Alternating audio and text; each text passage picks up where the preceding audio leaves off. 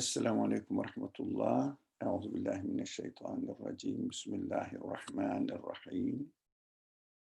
رب اشرح لي صدري ويسر لي أمري واحلل عقدة من لساني يفقه قولي واجعل لي وزيرا من أهلي هارون أخي اشدد به أزري ويشرك في أمري كي نسبحك كثيرا ونذكرك كثيرا إنك كنت بنا بصيرا. وصل اللهم على محمد وعلى آله وأصحابه وأتباعه وسلم والحمد لله رب العالمين آمين.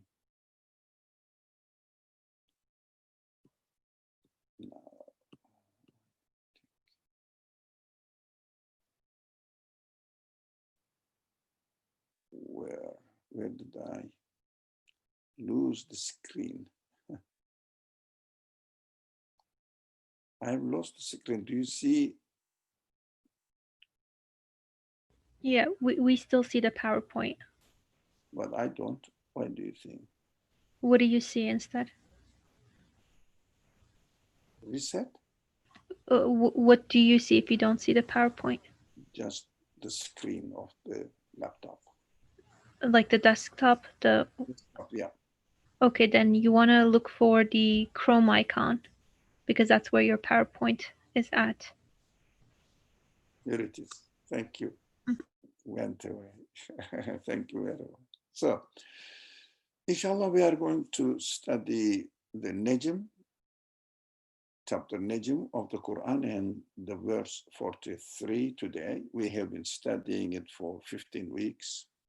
Today is the 15th week. So, going slowly, but trying to understand how we can apply it to our practical life right now, which is not easy for me because to translate or to understand the words within its historical context is very easy. Say it happened during a certain time, something happened in the life of the prophet, so that is how the verse was revealed. That is correct. That's nothing wrong with it, but it is not the purpose of the Quran only. Of course, we may take lesson from it, but we have to apply it to our practical life as well.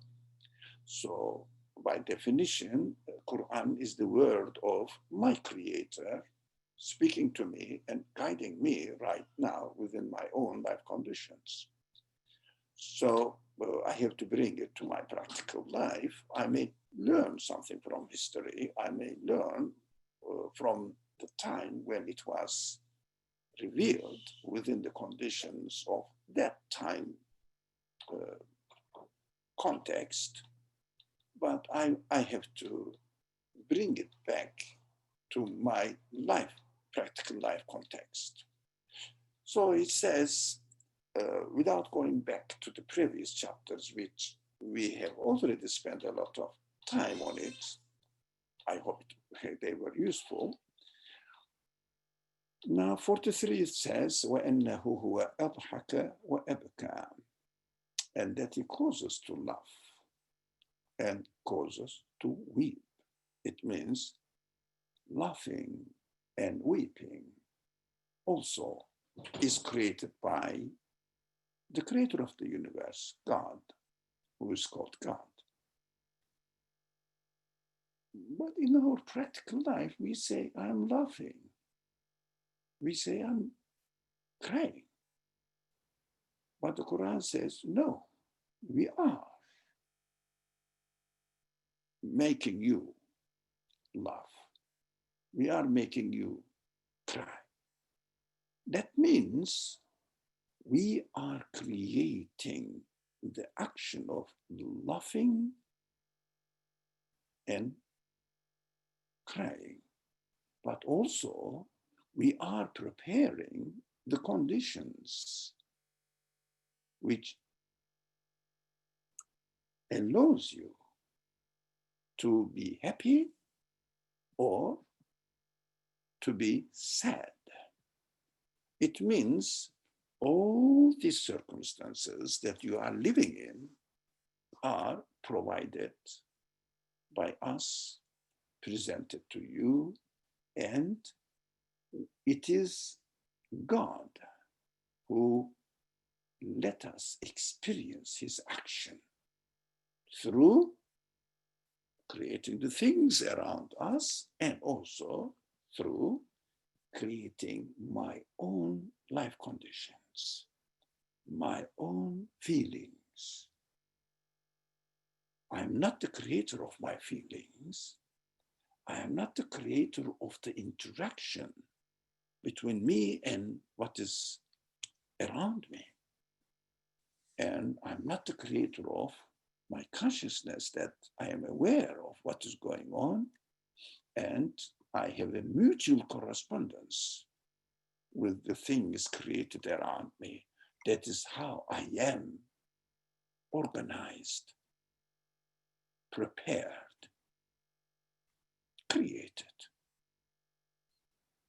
I have to be aware of it. Of course, Quran or the speech of God gives me the news that I question, but they cannot find the answer within the universe.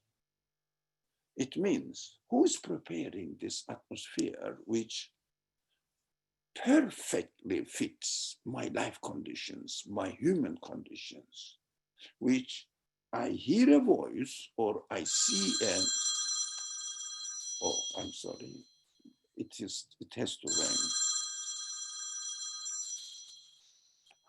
Let me, I made a mistake actually. Let me go and get this one. It's related to this.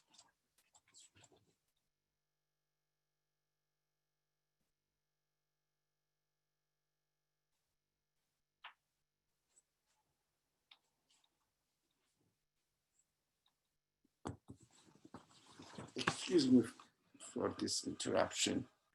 I thought it may be related to one of our friends are calling because this friend may have some problems, technical problems, but it wasn't. Anyways, come back to this interesting subject.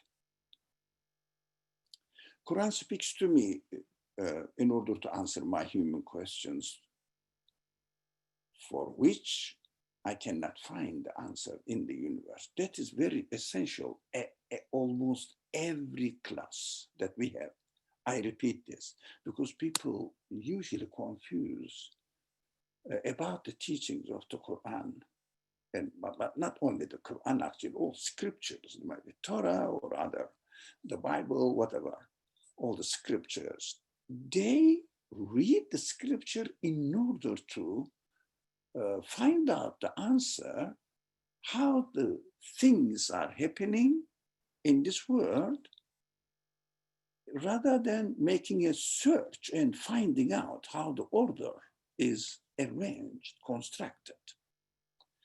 So when they read something, they go and refer to physical realities of the order of the universe. And they say, oh, it is not related, it is not like this, as the Quran says, or the Torah says, what is happening in the universe.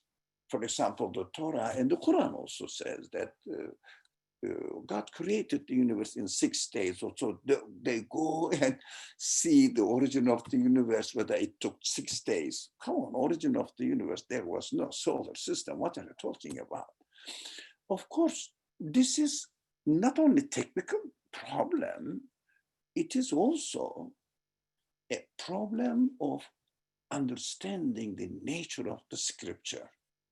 Nature of the scripture is not about the physical things or happening out there, because it is already, the scripture says it is God's work. Come on, you can work on it, you can find out. But Quran says, I am speaking to you in order to answer to your human questions, which are usually labeled as, nowadays, existential questions. Why is the universe as it is? why that the universe exists. How it exists by itself. Is it possible? Quran says no. You cannot explain the existence of the universe, even existence of anything in the universe, which is happening by itself. There is an agent. There is an originator. There is a creator behind it. And this creator is the creator of the universe, which is, in the language of the Quran, Rabbul Alamin, the Lord of the whole universe, everything. That is what the Quran talks about, how the universe exists. But what do people do? Go and investigate how the things are arranged, and strangely, and even more strangely, the big claim saying that the things are affecting each other. It means giving an existence to each other. The sequence of the things, what comes prior, is the cause of existence of what comes after, which is called, according to their description, cause and effect. Is there any cause in the universe which causes something to exist? Quran says no. But how the order works, yes, how the order works, but is it the cause of existence of the effect? There is no such thing. Quran says the whole universe is an effect. There is no cause in the universe. But the order is fixed. God doesn't change the order, but what is created within the order is continuously being renewed. That's a so strange thing that the verse is going to emphasize. The following verses are going to emphasize on this point, that is now we have to prepare our minds for understanding this contradictory but complementary aspect of the universe. Al-Haka wa Ibka, laughing and crying. Human beings are created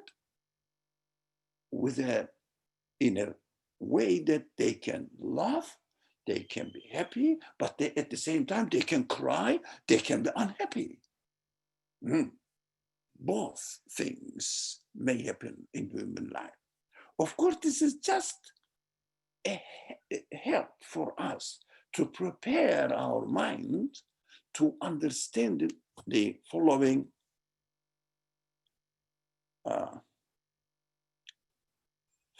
verses, but Nadia, Sister Nadia, we don't use the, thank you very much. So just I use my old man's picture here in order to show that it's a live streaming. So otherwise the attendants are expected not to use the video. What if you want to talk, if you want to question, if you want to make a comment, anything, please feel free. Just say it. Just raise your hand and the co-host will let me know that there is a hand, somebody wants to speak, and I will speak. I will stop and let this person will speak. So please, I encourage you to communicate with me and make this discussion or the class an interactive one. I will be happy to hear your comments, questions, concerns, objections, whatever you have in your mind that you wanted to share with our friends here. So this is not only an explanation of the biological appearance that I love or I cry in biologically, physically, although it doesn't exclude it, it includes it. It means my biological system has been arranged in such a way that I can respond to an event with a laughing attitude, biologically laughing experience on my face, in my body gestures, or crying attitude, but mostly related to the creation and my perception of the creation within a happy feelings or saddening feelings. This relationship is arranged in the universe in its entirety, although contradictory, but at the same time complementary, complementing each other, making a perfect man. Understanding, not understanding, being puzzled, or feeling that, oh, I am absolutely sure about something, or being pleased with what is created out there, or being unpleased with what is created out there and unhappy with it. All this interaction through the creation, the Quran asks us, we are expected to use this opportunity to turn back to the Creator and present our need to Him. How? Excuse me.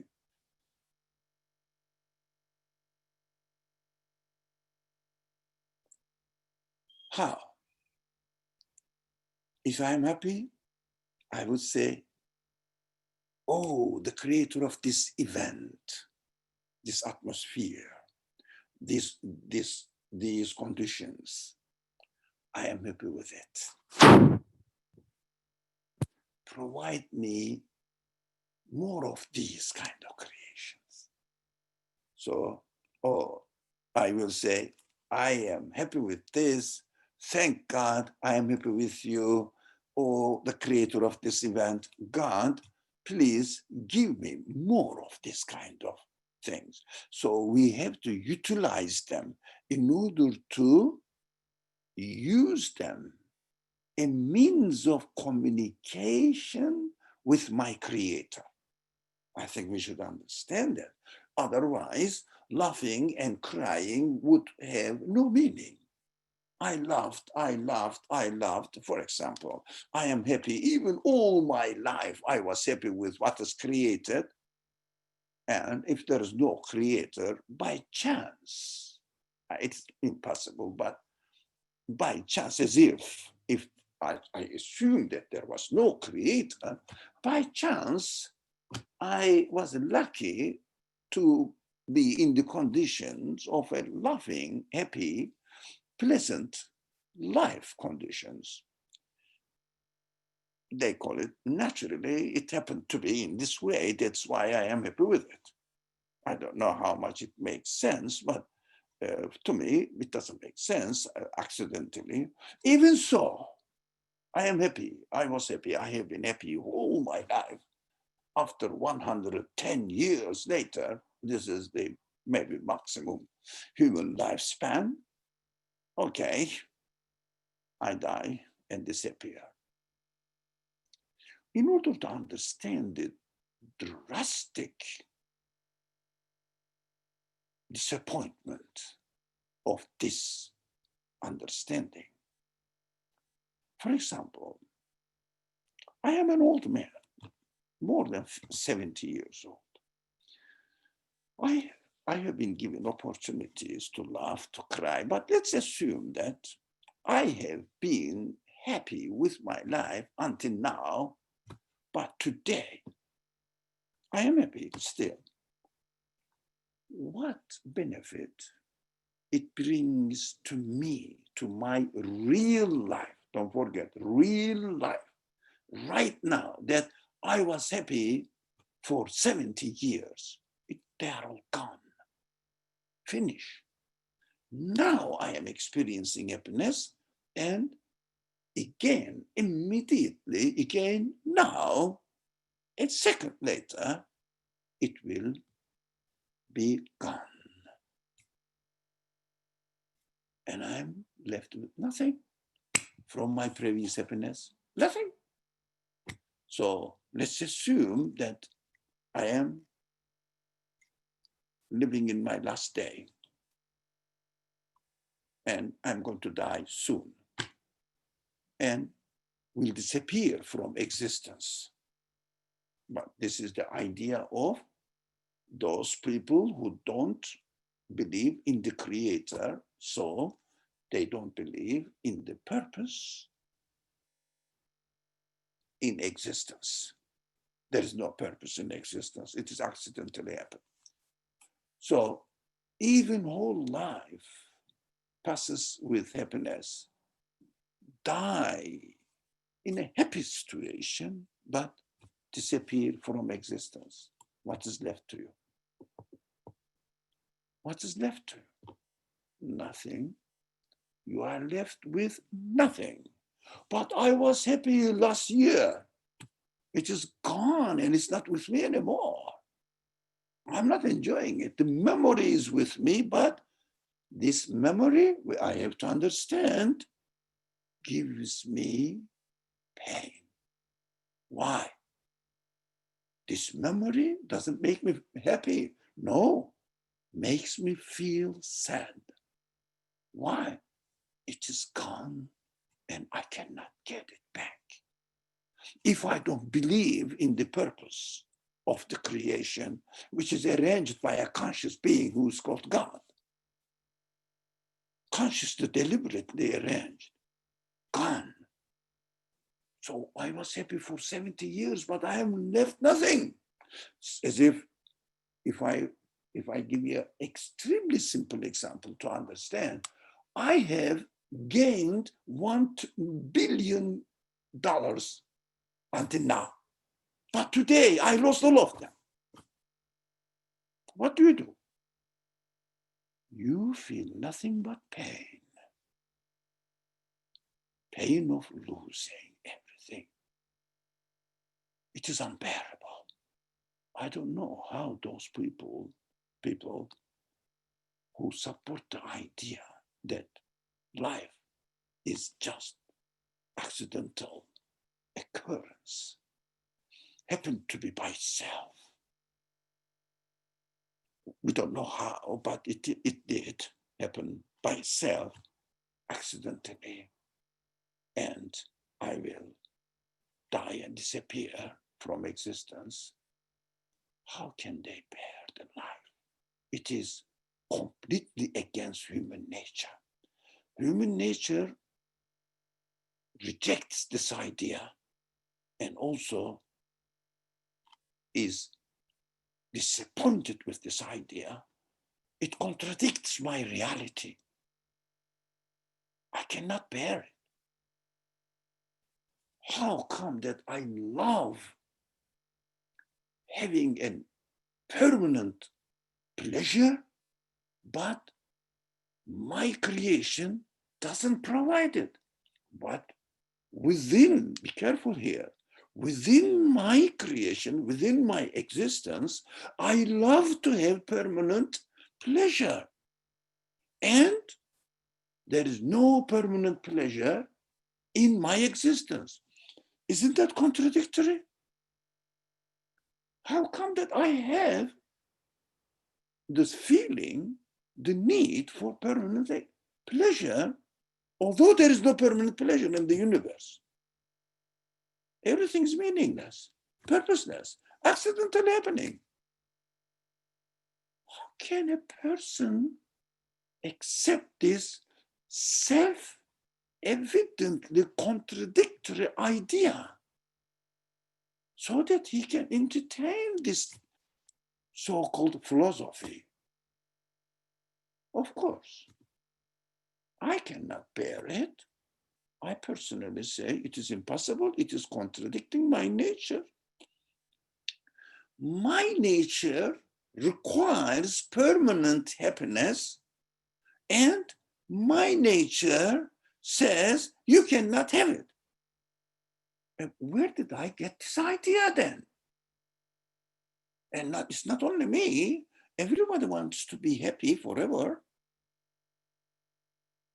If they can, if it is possible, they say, yeah, if it is possible, yes.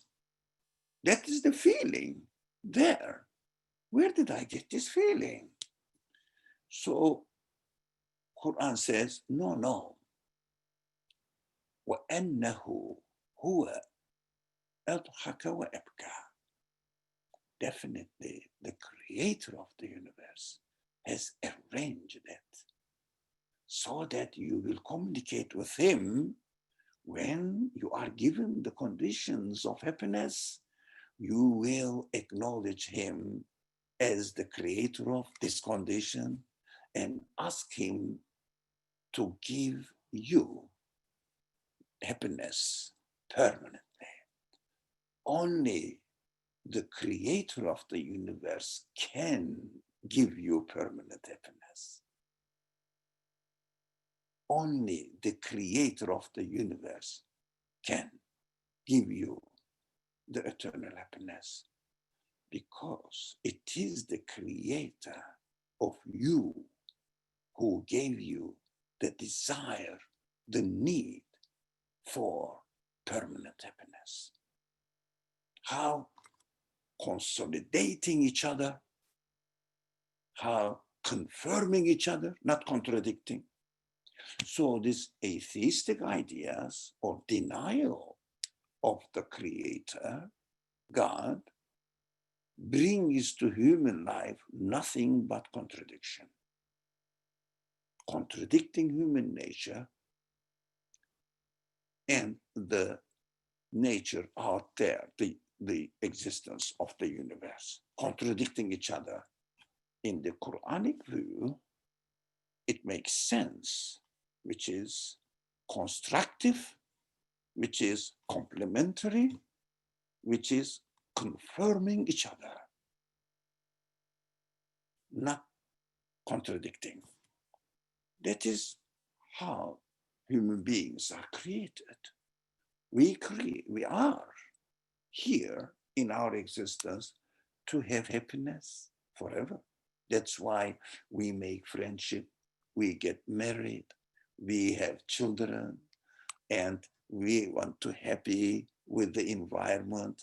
We decorate our houses, we decorate our gardens, we want pleasant views to go and entertain, go out for a park or countryside in order to have pleasant life. That is what we are created for.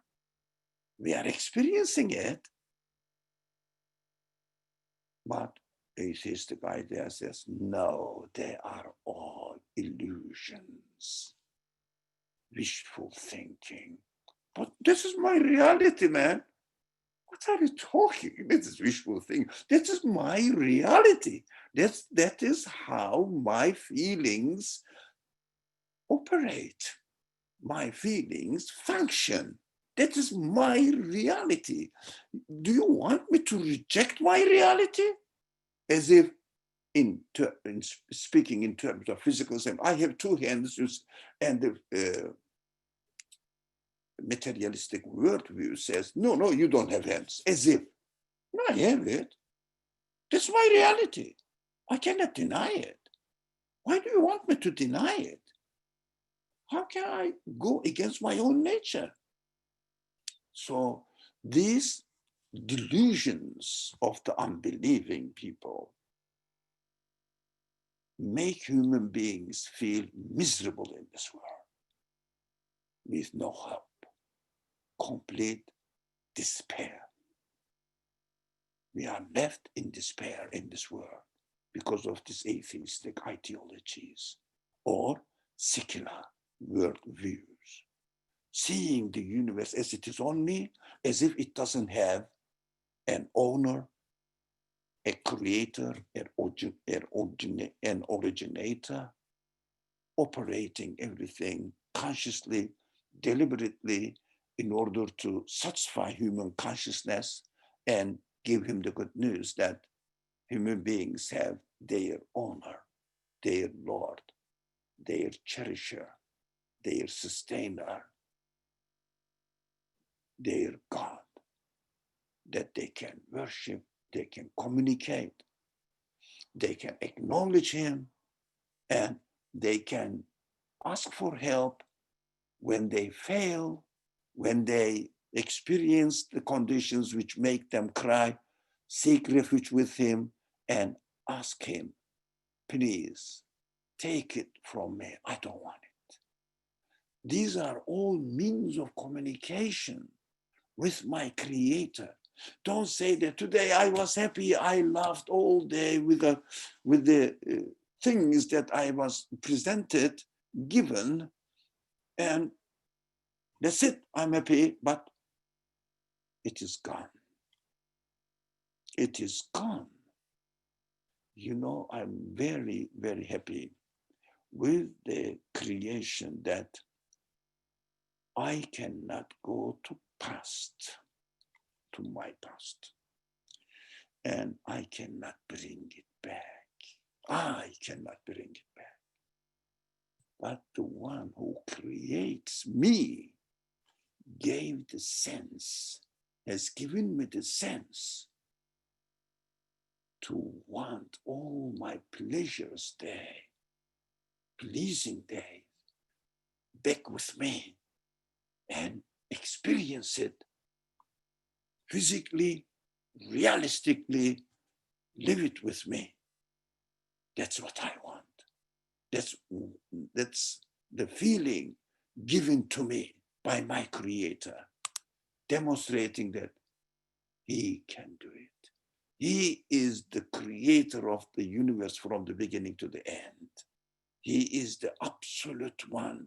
He is not subject to space. He is not subject to time. He is the creator, the owner of the space and the time. That is what we are here to acknowledge him, to be happy with the fact that he exists. I am not alone.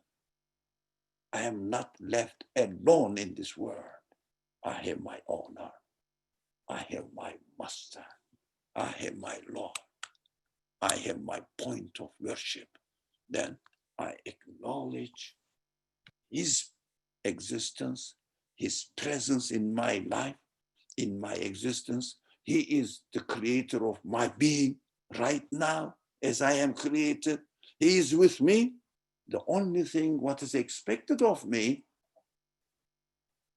I have to be with him consciously. I have to acknowledge him consciously. That's what I am expected to communicate with him. How? Alhamdulillah. So, وَأَنَّهُ, the second verse, 44, the second verse on the screen, 44. وَأَنَّهُ هُوَ أَمَاتَ وَأَحْيَا. And that he causes to die and makes life, makes alive. وَأَحْيَا, gives life. He is the source of life. He is the creator. He is the deliverer of death. He deals the death. He deals the life. It's strange. The Quran mostly mentions death first and life afterwards. Now, why? Because we are reminded that we were not alive before receiving life here on earth. We were not alive. So one aspect of this. The other aspect, our life is made by the Creator possible, and we can really see it, experience it visibly. Our life is sustained through dead material. Earth is dead. Air is dead. Light is dead. Whatever comes out of the combinations of these matter, all of them are dead. They are given life. Dead things cannot be the source of life. They don't have life, so that they will transfer the life to us. Let alone, why, we can ask the question, why should they transfer it? Do they have consciousness? Do they have knowledge of me? Do they take pity on me? Why should they? Do they have free will to choose and be or feel sorry for me, so I have to give him life? They don't have it. They don't have any means of communicating with me and knowing me, who I am and what I need. But life is given to me out of death. There are other verses in the Quran, sentences, stressing on it. خَلَقَ الْمَوْتَ وَالْحَيَاةَ لِيَبْلُوَكُمْ. Quite a lot. So there are also, you were dead and we gave you life, and we will give you death again, and we will give you life again. This circle. So within the conditions of my life here, while I am living my real life in this world, what I experience, the physical, material source of my existence is dead, but I am given life from something, by something which is not within the universe, because there is no life in the elements of the universe. I know that. And the one who created the universe constructed the universe in such a way, wonderful, amazing way, that allows me to understand that there's no source of life in matter. There is no source of life in matter. Life is externally given to the living beings, and especially to each living being according to his own conditions of creation, existence. Human life is different. Among the human life, my life is different from your life. Your life is different from your father's, mother's life, your sibling's life, your brother's, sister's life. Uniquely given to you, particular to you, demonstrating that the one who gave you life is well aware that you personally is created as an individual which has an independent, distinguishing characters from the rest of your species, other human beings. For example, we can easily see, nowadays, we can see lots of dogs in the streets that the people, if you go out in the morning, people take out for a walk, their dogs for a walk. It's all right, it's their preferences, whatever they do, they are free to do. I can see that when I go out for a walk in the morning, so I can see lots of dog walkers in the street. Every dog has a unique character. Even their shape is different, their color is different, their decorations are different, their behavior are different. their relationship with their owners are different. Every dog is a unique creation. Not like like human beings. Unique creation, deliberately created, unique to its own personality. What does it mean? Everything is given special attention to his existence, to its existence. It means I am not a number in the universe, one of 6 or 7 billion people. No, I am particularly meant to be a human being as I am by my creator. Unique feature, unique characteristics. Everything is unique. Take my eye is unique. Take my feelings, each feeling is unique to me. It means I am created by a one who created the universe. Within the universe, I am not a one element. No, I am a particularly designed creation, act of creation, particularly designed. Yeah, it is tailor-made, especially me. It means the source of existence is creating everything at the same time, but each of the thing is given unique features in its existence. What is that?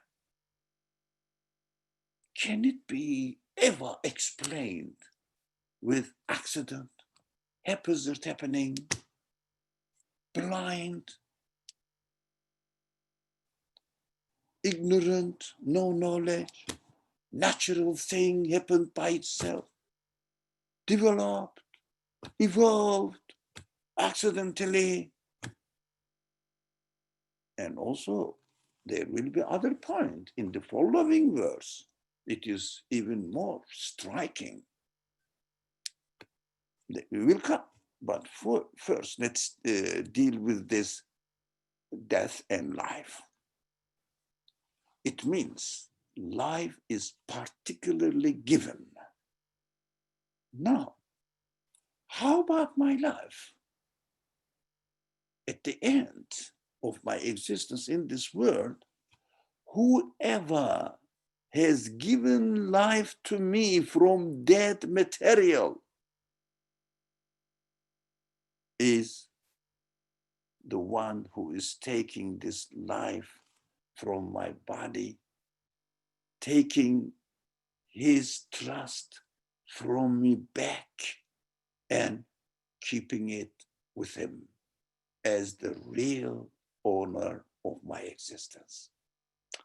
Isn't that a very exciting news? If we are aware that life is particularly designed and given to each individual being by the creator, again the same creator is taking it back from me and keeping it for me so that he will give it back to me in a completely different life conditions. Not within the universe anymore. In this universe, we are made crying, we are made laughing on different circumstances. But if we acknowledge that all the creations which make us feel happy, if we acknowledge that this is a deliberate grace from our creator and return back to him, respond back to him, saying, thank you for creating the things for me which made me happy. I am pleased with you. How about those things may occur, mostly occur in our life that make us cry? Then again, use it as a means. I mean, use it as an excuse to go back to your creator saying that, look, I don't want this. Don't give it to me. You made me happy with loving things and you gave me not to like unpleasant things. Why? Because I have to acknowledge that unpleasant things are also given by him, not accidental. So it helps me understand that whoever is giving life is the one who is giving death. Death is not lack of life. No, is life is put into my body, which is material being, and life is taken out of my body, and my matter, my material body goes back to its origin, which is earth, lifeless things. My body will become again lifeless. And the life is taken away by the one who gave it to me. Do you understand? The creator of life is taking it, preserving it for me. I will be with my creator when I die.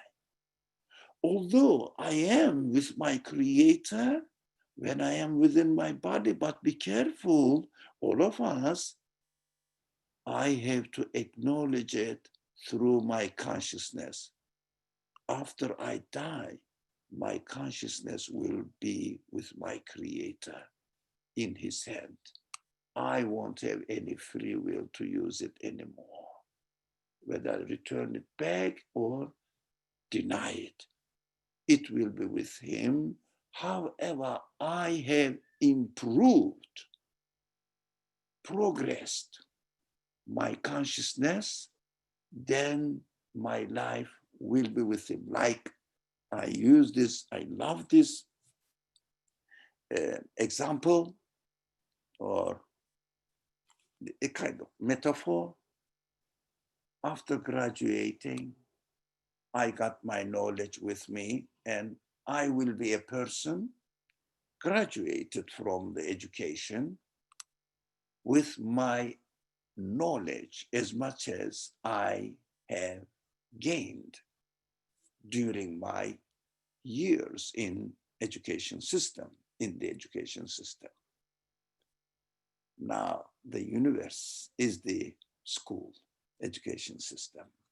Whatever I learned while I'm here, when I am taken away by my life, my spirit is taken away from me by the one who gave it to me, I will have it all my acknowledgement of the truth, of the reality, how I dealt with them here. Did I deny the reality of my creator? Did I confirm the reality of my creator within all kinds of different life conditions, happy conditions, unhappy conditions? They are all the means of acknowledging him. Did I do it? Did I come closer to my creator? Did I come to know who my creator is? How he is dealing with me? How he is creating me? Did I acknowledge it? And whatever I learned when I graduate from the life school of the universe, I will be taken away whatever I have gathered with me.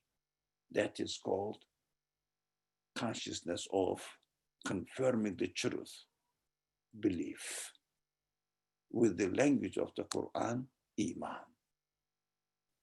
whatever I have gained, how much I have gained, iman, belief, consciousness, aware of my creator, awareness of my creator. That is my gain. But this doesn't have to have in loving conditions. It means lovable conditions. No, dislikable conditions as well. It is both ways. I have to know how to thank my creator, how to seek refuge in my creator. In both cases, I acknowledge my creator. That is how life is composed, designed so beautifully that in good terms, in bad terms, I am always with my creator. It is so pleasing to be with your creator, saying that, oh God, I don't want this. For example, illness, or let's say tornado. It is threatening. I understand that I cannot stop it. I cannot really guarantee my existence, but I acknowledge you that only you can guarantee my life. Only you can provide everything for me. I cannot do it, neither can anyone else can do it. For example, can anything in the universe give me existence? Can anything in the universe give me my body? Can anything in the universe give me my senses, my consciousness, my rationality, my intelligence, my emotions? Anything in the universe, show me. This is the cause of your intelligence, cause of your consciousness, cause of your life that is giving you, creating life for you. In the universe, everything in the universe needs to be created. They cannot create themselves. They cannot free themselves from the order of the universe. They have to all obey the order of the universe. They are like me, obeying the order of the universe. But I'm conscious while I am obeying the order of the universe, I am obeying the orderer of the universe, the one who established this order. I say, thank you. For example, when I, let's say, simple example, let's say I'm hungry, I eat food, I don't say, thank you, food, but doesn't know me. It needs to be created, it needs to be prepared. It doesn't know me, it has no free will, no knowledge. It doesn't know how to operate within my body. It is created in this way. But I say, thank you, the one who created the food. Thank you, the one who enabled the food to operate within my body. Thank you, the one who created my body to utilize it. It means, thank you, the one who established the system. Thank you, the one who established the order of the universe. Thank you, the one who created the universe. That's what human beings are expected to be conscious of. That's what we are here. We don't like death. That's right. I don't want to die, but I know eventually I will, but I don't want to die now. So that is the feeling I have been given not to like death. Well, why? Because I'm created in this way. I don't know. I'm created in this way. I don't like death. My creator wanted me not to like death. It is so simple. So that's how I am made. I cannot contradict myself. I don't like death. But my creator says, oh, don't choose death. Only I can decide to give you life I can decide to give you death. For example, it reminds me, did you decide to exist? Me? I said, no. Did you decide to be alive? No, I found myself alive. Did you decide to be a human being? But no, I found myself as I am. Did you decide to be conscious of your own existence? No. So my creator says, it is me. Or it is me who gave all of this to you. So don't worry about it. So I will give you the death as well. Trust me. You don't like death. Yeah, because when you don't like death, you want eternity. You want immortality. Yeah. Nothing can give you eternity in this universe. Universe is not eternal itself. Nothing can give you immortality in this universe. But the creator of the universe, who is the creator of the sense which requires immortality, can. He says, I can give you life. I can give you immortality, but I'll take you out of this transient existence, transient life, aging life, as I experience it now very well, that I can't see properly, I can't hear properly, my body complains here and there. So I am a very frequent visitor of hospitals. So I know, I say, I don't like to be in this life and like this. I want a permanent, perfectly functioning, pleasurous life. Okay, this is my feeling given to me. My creator says, okay, don't worry. I can transfer you into a permanent life. Only I can transfer you into a permanent life. Nothing in the universe can do that. Universe is transient as well.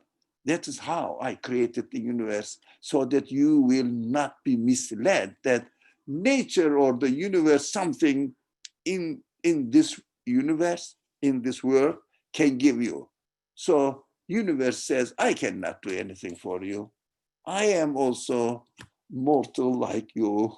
So I need to be given permanence as well, or eternity as well.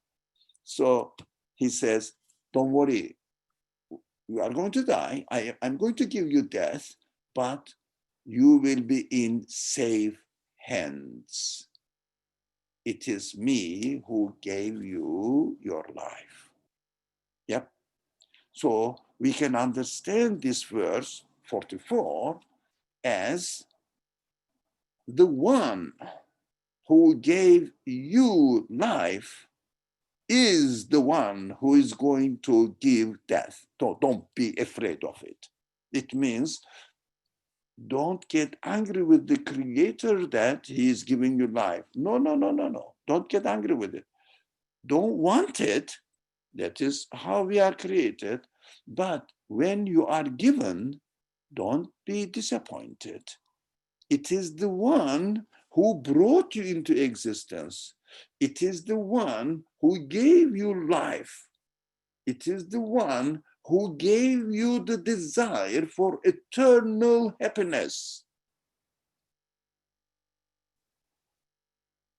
immortality, who is taking your life out of your body. Why do you bother? You are in good hands. That is the good news I get from this verse. It is amazing. It's very promising, and also really, really making me happy, this understanding. I feel that, oh, if I understand this, I will release myself from feeling the contradiction in my existence. Why? Otherwise, I will say, I love life and I will disappear from existence. Well, there is this sense of liking, desiring, yearning for immortality. How it is going to be satisfied? Where did I get this sense? Everybody has it. Oh, this contradiction. I say, okay, forget about it and enjoy your moment. But moment is leaving me behind, going into the past. I cannot get it back. So how torturous the life would be if we don't listen to the revelation, to the scriptural news from our Creator. I say, if there was no news from my Creator in the form of anything, any scripture, but in this age, the Quran, it is available for me now in its original form, I would be suffering from contradiction throughout my life. Whatever I really want, I cannot get it. The life will turn into a torture if I didn't have this scriptural news. It means the news of the revelation from our Creator. That's why I confirm this verse. When he says that is he causes to die and makes alive, I will say, yes, that is really true. It must be so. I say, oh, this sentence is really correct. It is exactly how my creation is. The reality of my creation confirms the news of this sentence. That's why I believe in it, that it is the word of my Creator who knows me. And he gives me, enlightens me. He gives me the news which enlightens me. I'm excited to have this opportunity. That's why I am sharing it with you as well. That's why you are here, to share the same news. It is because it is 100%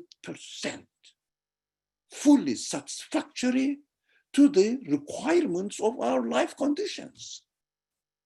We understand that the one who is speaking in the scripture is the one who's creating me right now.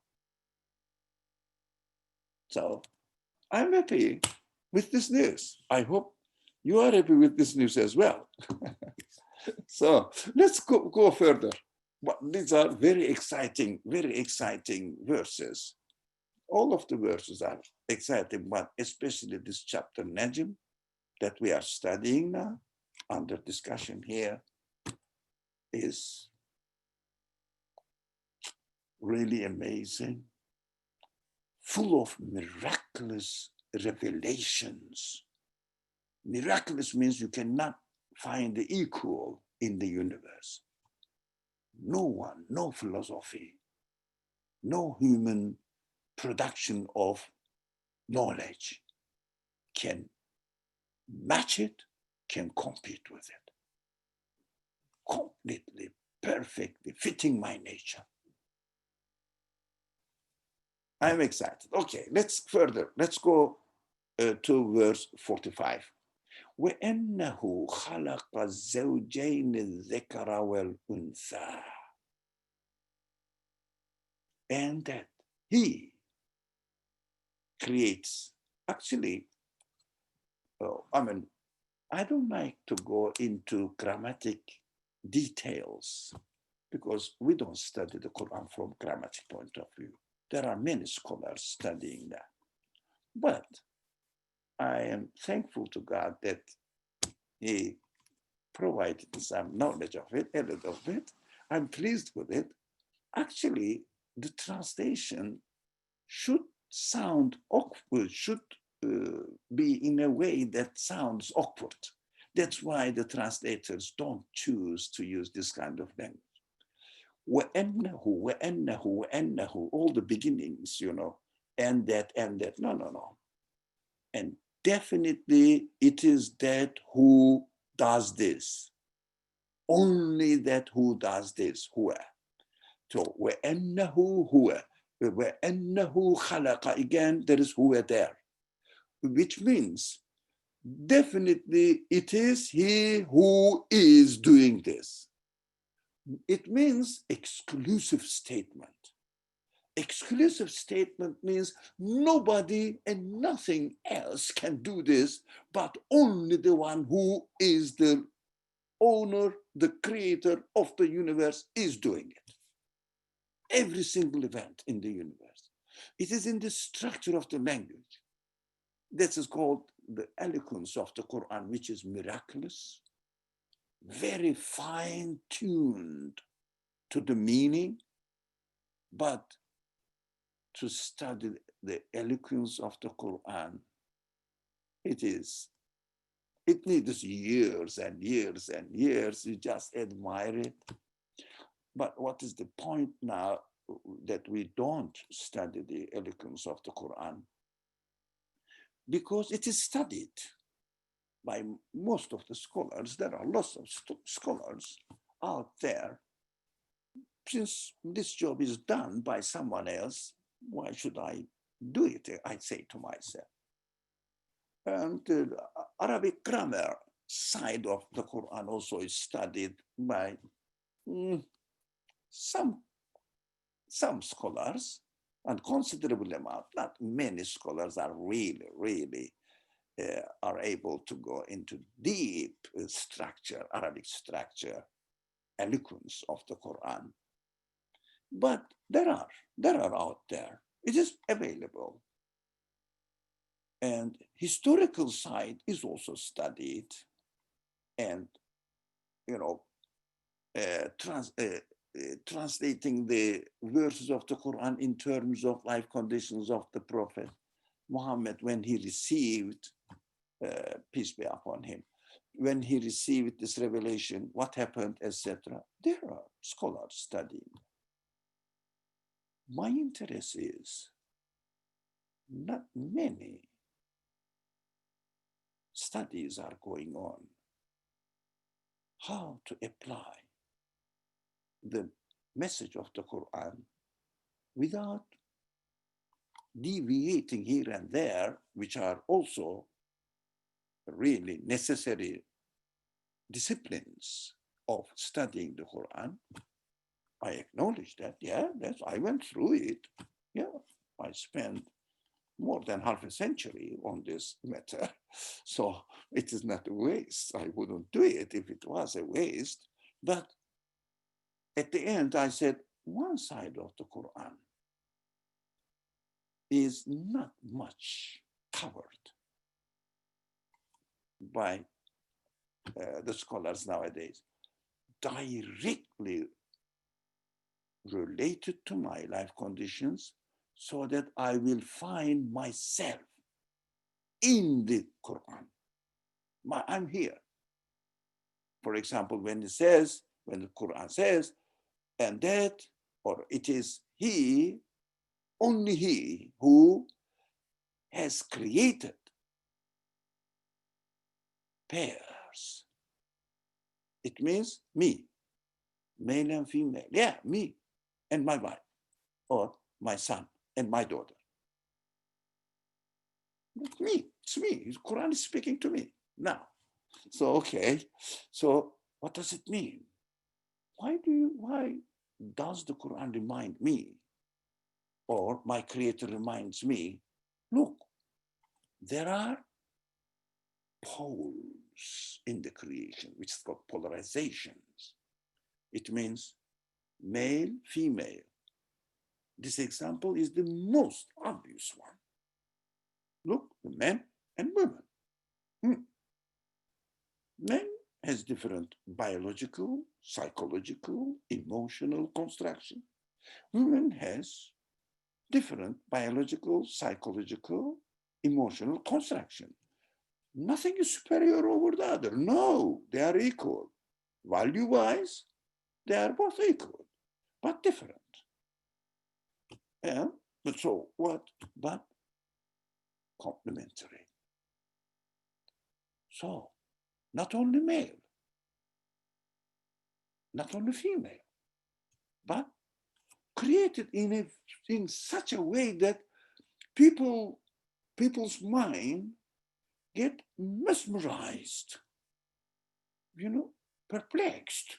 No, they are contradictory, but they don't cause any chaos.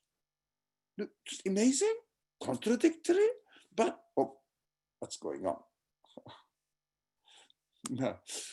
Complementary, but not, sorry, they are different poles, opposing poles, but doesn't cause contradiction, conflict, but complementing, making a perfect result. Why? Look, human beings, I take myself as an example. I am very ungrateful. I don't feel very comfortable to my submission, my existence to a creator who is operating over me. My egoistic side wants to declare independence. I can do everything. I must do whatever I want. No one should tell me anything. I'm not going to follow others' ideas, and definitely not orders from someone above me. I want to be an independent being. I want to claim my self-satisfaction, not self-satisfaction, self-confidence, self-satisfaction as well. I don't want to be needy of anything. That's one side of me tells me this. And the Creator has given me this option, but at the same time provided me with the opposite option. Look, I created you not to be submissive to anything but your creator, me. The creator is telling me. So this sense of being self-sufficient, this sense of being independent, not needy of anything else, must be used to things that they don't deserve to be respected as the source of satisfaction, but only the one who deserves, that's your creator. I think this subject is interesting, important. Do we have time? Let me check the time. Oh, we have 10 minutes. Let's deal with this subject. Human beings are given two options at every moment. We cannot deny that. We choose. That's how we are. One option in ideology, of course, not choosing the orange over the banana. No, this is an option, but this is not our subject. Our subjects are directly related to existential matters.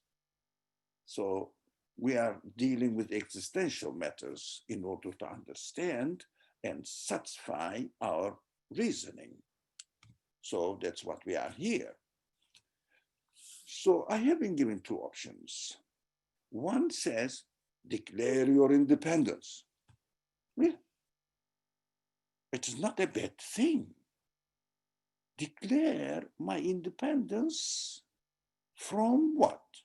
Yes, from the oppressing people. Yes, I have to do that because they don't deserve to be respected. They are oppressors. Okay. Declare your independence from, let's say, nature. Yes, nature is dead. Why should I submit myself to him? He doesn't understand. He doesn't realize what is God, which is just dead, lifeless, nothing, doesn't have this. That's how they are created, and they have to be as they are created. They don't deserve to be respected in terms of existence. They respected as to be the source of existence. Don't misunderstand me that I should destroy the nature. No, I cannot accept it as the source of my existence. I don't respect him. I don't worship nature. Do you understand? But this sense of independence is given, independence, self satisfaction or self-confidence is given to me in order to reject these other options, which are false, which have no reality. They don't deserve to be regarded as the object of worship. I have to reject it by using my sense of independence. I am independent of nature. I owe my existence to my creator, not to nature. I owe my existence to the creator of the nature, therefore creator of me as well. That's how I have to utilize my senses. So this is important. I cannot deny that I have to be self-sufficient, yes, but self-sufficient as regards to what? Self-sufficient in order to be need of another people, in order to be need of lifeless, consciousless nature. But it doesn't mean that I have to declare my independence, my self-sufficient, being self-sufficient towards my creator. It is a wrong usage. It would be a wrong usage if I also declare that I am independent of my creator. It is impossible. I need to be created. But this sense is given to me not to direct my existence to the nature, but to the creator of the nature. That's why I am given this kind of senses. All of the senses which are given to us are given for good reason. The only thing we have to learn, we have to use our human abilities, how to use them, where to use them, not to be rejected, not to be killed, these senses. No, no, no, I am not going to use the sense of individuality. No, I am created as an individual. I am not going to use a sense of independence. No, I am going to be an independent from the oppressing ideologies which has no reality. I will reject them. Of course, this is wrong. And so that I will look for the right one. Where can I trust my existence and lay it in the hands of whom? The creator of the universe. In order to be able to understand this, universe is created in such a way that universe cannot arrange it by itself. Impossible. It helps me understand this, the contradictory elements perfectly, trillions of countless number of contradictory elements perfectly, harmoniously complementing each other and in front of us a universe is perfectly functioning. How amazing the structure is, so that there is no gap, no small crack, even so that I may get a glimpse of, it may happen accidentally. Even the smell of it is not possible. That I can get a smell of something, that it is possible that may happen accidentally by itself.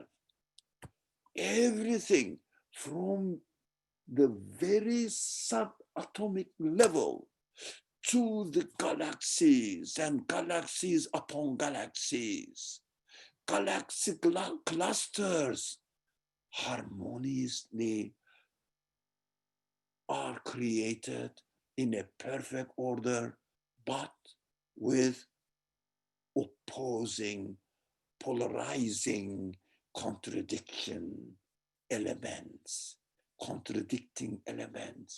but complementing each other.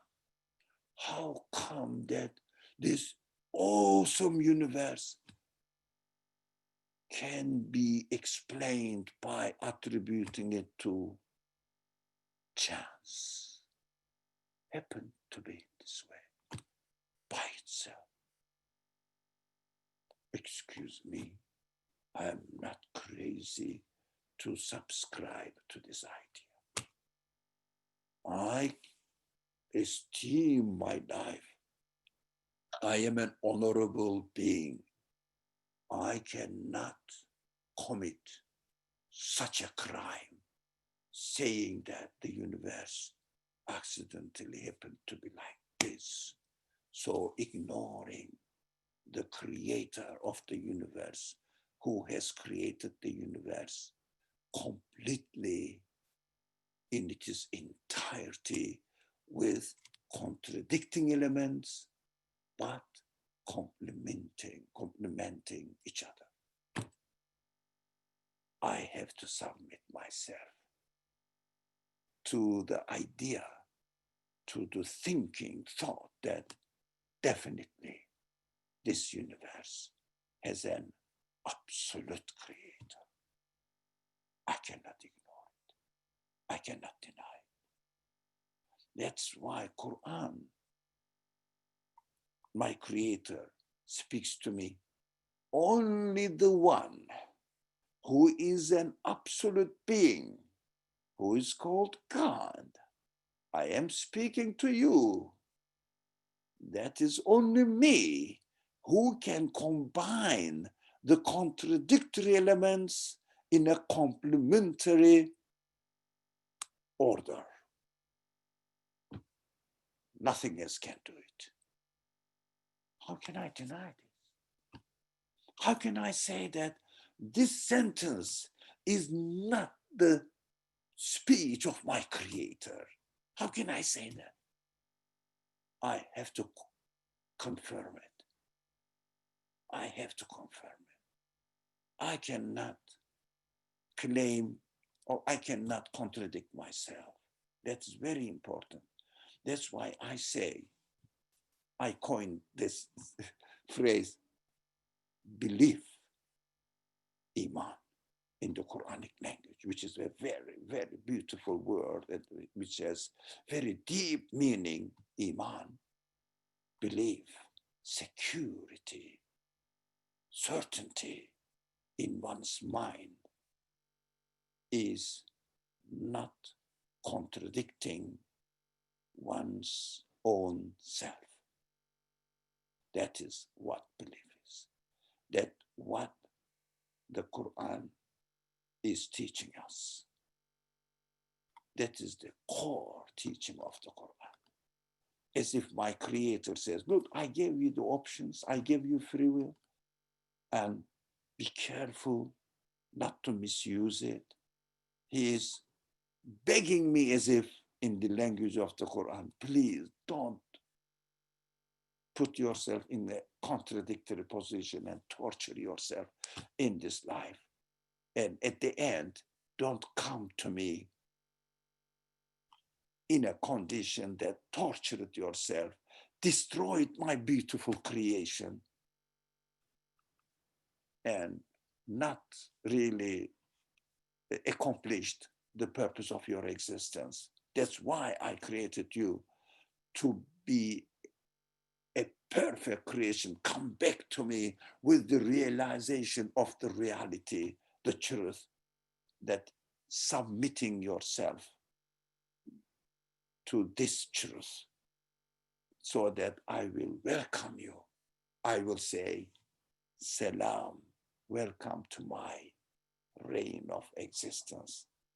They say, welcome to my presence, which means the Quran says, when you go to the presence of God, if you have not destroyed your reality, if you have not destroyed your existence, your mind, your consciousness, your heart, your feeling, I will say, Salam, come to me. That is a beautiful word. There is a peace between you and me now. I am your creator. You are my creature. Then there is a peace relationship between you and me. That is called life in paradise, living in the presence of God. Let's see how this kind of creation it's going to be. We cannot imagine, as we could not imagine which kind of creation this world life is going to be. We came and we found ourselves in a wonderful place like this. That is our home, a temporary home. We are just tenants here, temporarily living here, not permanently. I want a permanent existence, but I don't want to get old. So I need another type of existence where I shouldn't age. I shouldn't lose my old beautiful tools of pleasure. So my creator says, okay, come back to me in terms of peace. So please be careful. Keep the peace between you and your creator. Always a peaceful relationship. Whatever you create, I am happy with you, because all the types of creation is going to be used by me as a means of communicating with you, responding back to you, saying, oh, my creator, I am pleased with you. And oh, my creator, only you who can provide what I like. You are my master. You are my owner. You are my God. I worship you alone. That is the peaceful relationship. That's what we are here to learn. Inshallah, we will continue these beautiful, small, short verses of the Quran. Very amazing. Next Monday, we will study min nutfatin idha tumna and the following verses. There are others as well. So, وَأَنَّ عَلَيْهِ النَّشْأَةَ الْأُخْرَى. Well, beautiful. Let's have the taste of it next week, inshallah. The time is up. Today, only I spoke. No one spoke. And I haven't received any comment either. It is very disappointing. No comment. Only, you see, I cannot see it. I have to put my glasses on. Melika said, Alhamdulillah. That's it. Oh, oh, we have to have an interactive. But, it makes the Quran, when I study the Quran, when I concentrate on the Quran, I lose control of myself. I must admit that. It is so delightful, so pleasurable, so comforting, so peaceful, so peaceful. Like you can feel peace when you study the Quran, peace between you and your Creator. Right, I have to shut up now. This is too much. Bismillahirrahmanirrahim. Subhaneke la ilme lena illa ma allamtana inneke entel alim el hakim. Ve ahiru da'vana enelhamdülillahi rabbil alemin. The last prayers we make, all praise be to the Lord of the whole universe. It's beautiful. I love it. It is beautiful. I hope you loved it as well. Thank you very much. Inshallah, I'll see you if you can on Saturday at 11:30 a.m. and next Monday, 6:30 p.m. Inshallah, God willing. Why not? God's grace is always with us. So may God's grace be with you all, inshallah. Peace be upon you. Wassalamu alaikum wa rahmatullah.